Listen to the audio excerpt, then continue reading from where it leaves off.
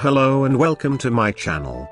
On today's video we are going to look at some of the most amazing and beautiful tiaras worn by queens and princess, in the realm of royalty, pageantry, and nobles. Throughout history, men and women of status have adorned their foreheads with various kind of crowns and tiaras, which symbolized social superiority and power.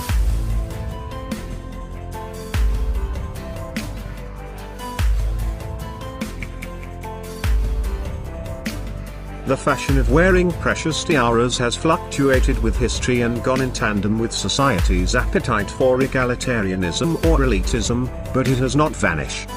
The downfall of many European monarchies might have diminished its importance, but curiously, the notion of elitism and dream of being a princess, even for one day, has continued to seduce generations, and tiara has remained in fashion, in its classical styles as well as in new art forms.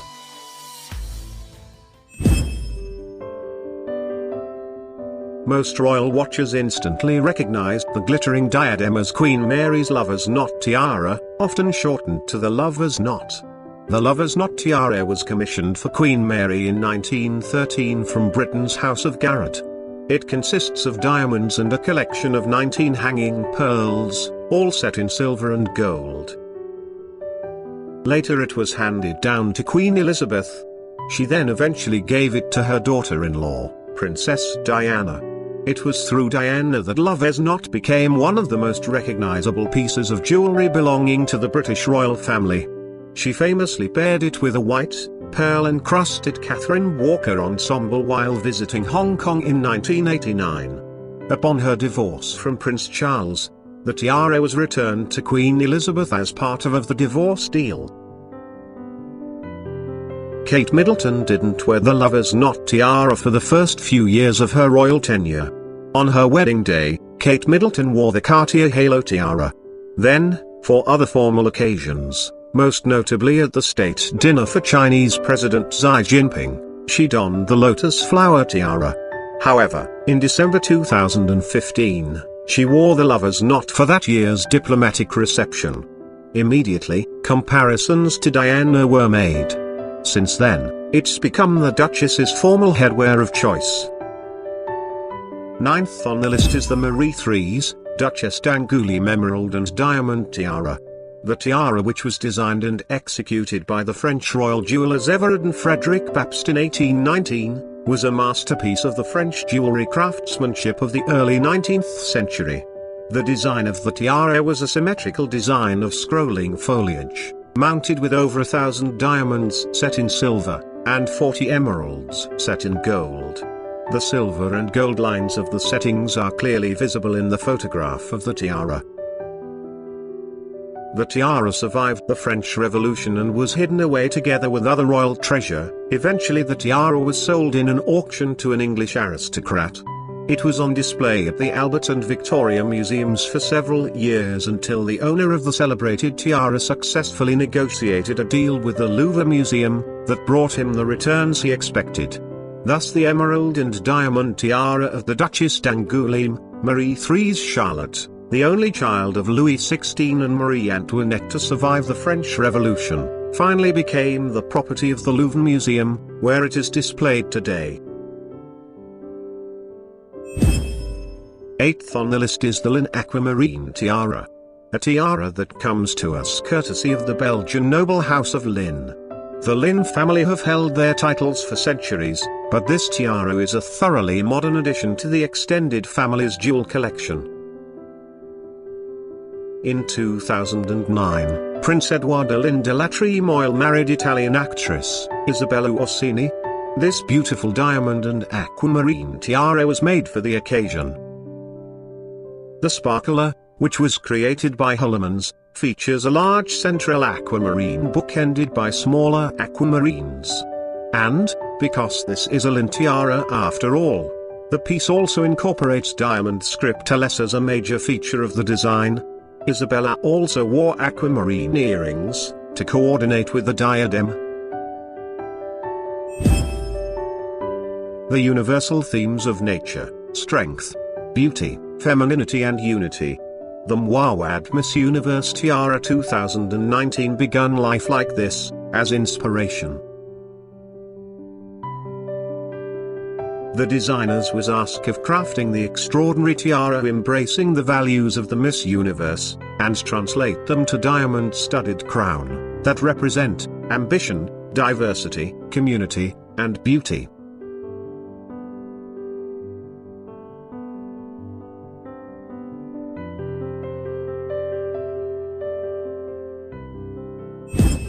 This tiara came to life in a meticulous process that combined the artistry and creative vision, using technology, master craftsmen, and the expertise to source and polish diamonds to the highest standard.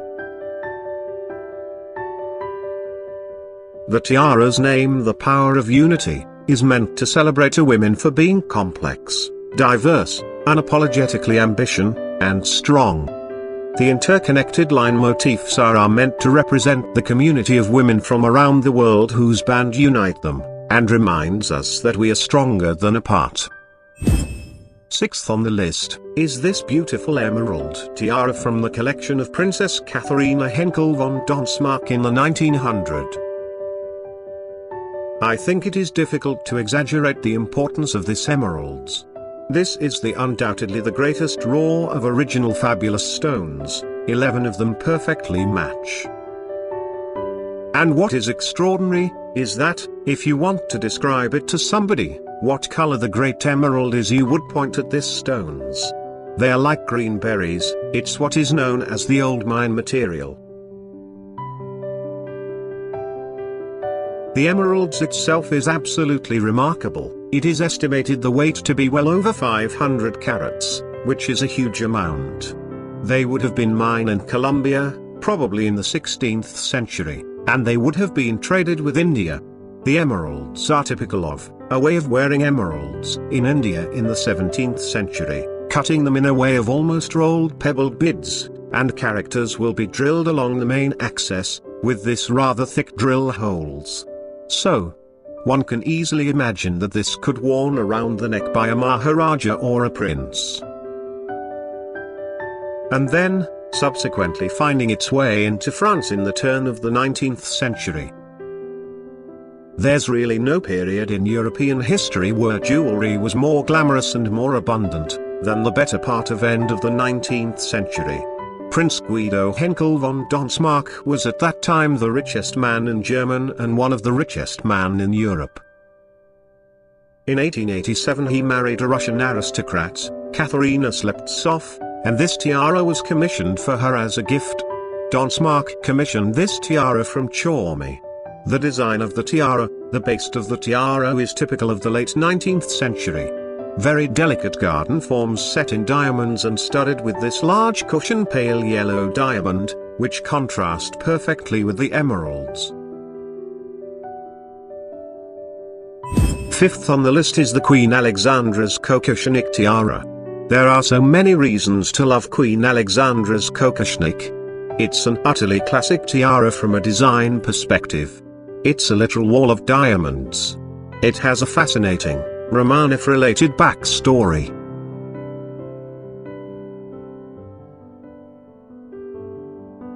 The original design of the tiara was worn by Empress Marie Feodorovna of Russia. Then after it was seen by her sister Queen Alexandra, she already knew what she wanted on her wedding day. In 1888 the London News illustrated the Alexandra's anniversary present, a Kokoshnik design tiara made by the royal jeweler, the House of Garrett. Like Marie Feodorovna's tiara, the piece was made of individual pave-set bars, though Alexandra's fringes were more rounded at the tip. Alexandra's Kokoshnik featured 77 of these fringe pieces, and the entire tiara was packed with more than 400 diamonds. One of the tiara's first appearances at a major royal occasion came a few years later, when Alexandra wore the diadem at the 1893 wedding of her second son, the Duke of York, later King George V, and Princess Mary of Teck. In portraits taken on that day, the flexibility of the tiara is apparent, the fringes are not bunched tightly together, and spaces are visible between the bars. Alexandra appears to have used another jewel, possibly a bracelet, to help gather the fringe together. When Queen Alexandra died in 1925, the coquillage was inherited by her daughter-in-law, Queen Mary. A fitting choice, since it was famously worn by Alexandra at Mary's wedding. Queen Mary died in 1953, and along with most of the rest of her property, she bequeathed the tiara to her granddaughter, Queen Elizabeth II. The piece quickly became a central part of Elizabeth's jewelry collection. There are tiaras, and then there are masterpieces. Today's tiara definitely falls into the latter category. One of the most stunning tiaras in the collections of the extended British royal family, the Fife tiara was given to Princess Louise.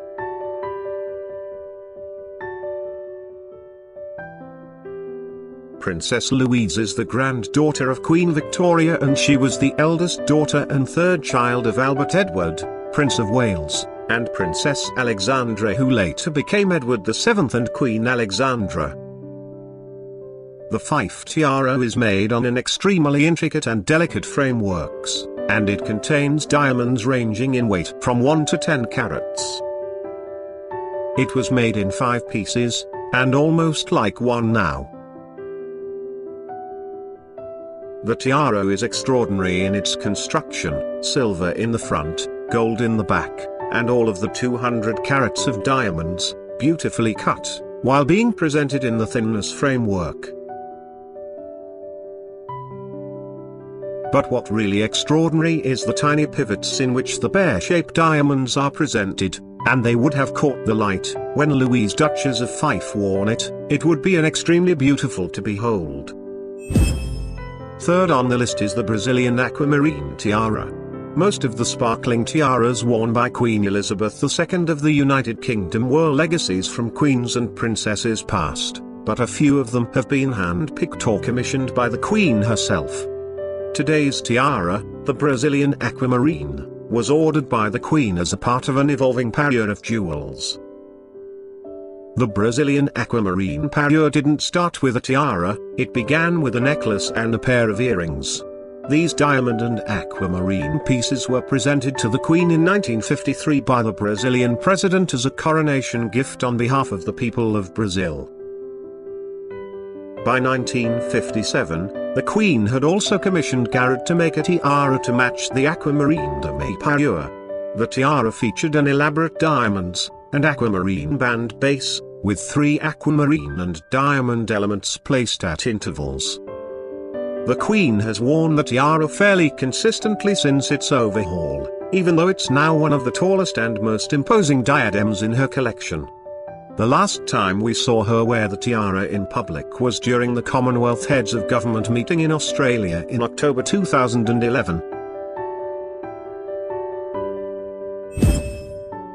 Queen Victoria and Prince Albert's shared love of art and design resulted in many an exquisite treasure, including jewels like her sapphire coronet and the Oriental circlet.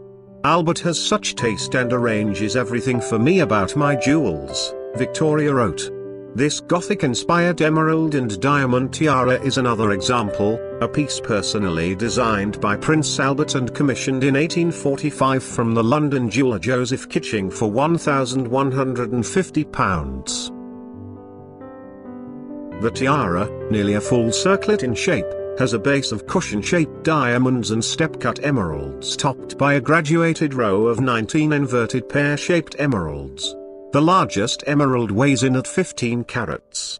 The tiara completed a parure of emeralds and diamonds previously gifted to the Queen by her husband, including a necklace with 9 clusters of emeralds surrounded by cushion-shaped diamonds, a pair of pendant earrings, and a brooch featuring a 20-carat emerald.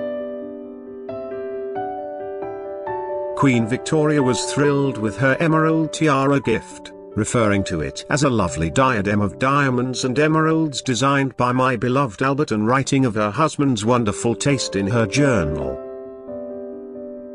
The family has allowed the tiara to be shown on exhibition, and, of course, has just now loaned it on a long-term basis to the Victoria Revealed exhibition at Kensington Palace alongside the Fife Tiara and the Fife Fringe Tiara. The rest of the emerald parure is also on show, ready and waiting for your admiration. It already has mine. This is one of my absolute favorite pieces. Magnificent. This unique emerald tiara was made by Harry Winston in 1958 in advance of the marriage of the Shah of Iran and Farah Diba. Much like the Nur Orlean tiara, which was made in the same time frame for the same purpose, it includes a mix of diamond colors and incorporates old stones from the Iranian crown collection. The heart-shaped pointed base is made of a row of platinum set baguette white diamonds which sit underneath a double row of pink, yellow, and white diamonds. The brilliants are thought to be from the 19th century and Indian in origin.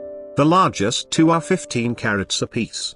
The top is set with 7 large oval and round Cape emeralds which are probably from South America and were likely cut before 1738, when Nadir Shah invaded India. The emeralds range in size from 10 carats each, for the two smallest, to 65 carats, for the large central stone, and are framed in diamonds thought to be from South Africa. The tiara may have been a signature piece for the Empress, but it belonged to the crown jewel collection and as such did not come with her when the imperial family fled the country in 1979. While they are no longer worn, the jewels are safe and sound and available for public viewing at the Treasury of National Jewels in the Central Bank of the Islamic Republic of Iran in Tehran. I hope you had a wonderful time viewing some of the most beautiful tiaras made for the royalties, nobles, and pageantry. It was a pleasure. Have a wonderful day.